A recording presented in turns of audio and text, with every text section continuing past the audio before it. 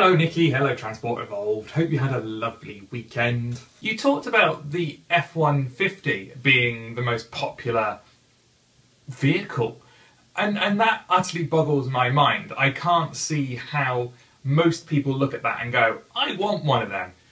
But maybe that's just me. What I would say though is that actually the best vehicle for them, or are there other factors at play here? It's an icon, it's an American institution, it's something seen as desirable, it's something that suggests that you have a certain lifestyle that people want to project. I don't think it is actually the best vehicle people can have. And I guess that's what it comes down to with me. I'm kind of an idealist when it comes to vehicles. I don't think we should be just looking at the status quo. I think we should be re-evaluating everything, and I talked about it a little bit in Transport Evolved on Sunday. I think to continue the way we're going won't work.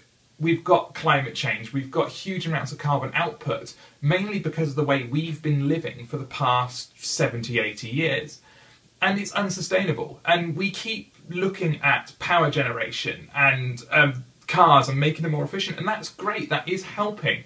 But without a fundamental change in how we as a species move around, I don't think we're ever going to get past this issue. So, is a truck really the vehicle people need? Is there not a better way to lug around all that equipment that's far more energy effective? You talk about the BMW i3 and how the Rex version isn't on the CARB list, and that is very interesting, and I can't even begin to imagine what's happened there. What it does mean, though, is interestingly, if it does hit the list and someone is able to get one of the green stickers for it, it will be quite a unique car, because I can't imagine now very many cars are going to exist with that, if any at all. I liked BMW Statement that you got from them, which is the one we've had a few times, which is, and I'm reading off of my notes here, just, because I'm good like that. We engineered this car to be compliant with the green sticker program, which they did. That's not a lie. And that's still going to be true in 10 years' time, when the green sticker program doesn't exist anymore. And why does everyone mess up their first EV launch? I think because every manufacturer thinks they know better. They think they know what their customers want, and a lot of them don't. And they think they know better than their customers, which is probably a worse mistake for them to make. But the i3 is a very interesting car.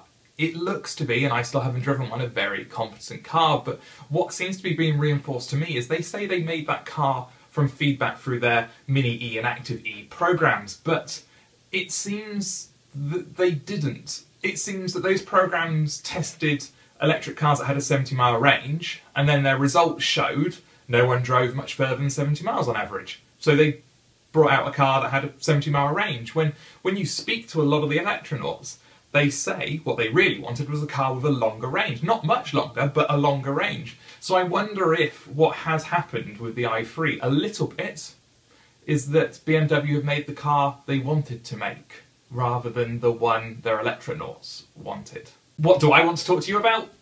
There's a story today about Israel and how they are now rolling out, two companies are now rolling out a rapid charge network with rapid AC and DC for Zoes and Leafs and any cars that are compatible with those systems, which is great. But it made me think about Better Place and battery swap and how that didn't quite work in Israel. And are there any instances where battery swap will work?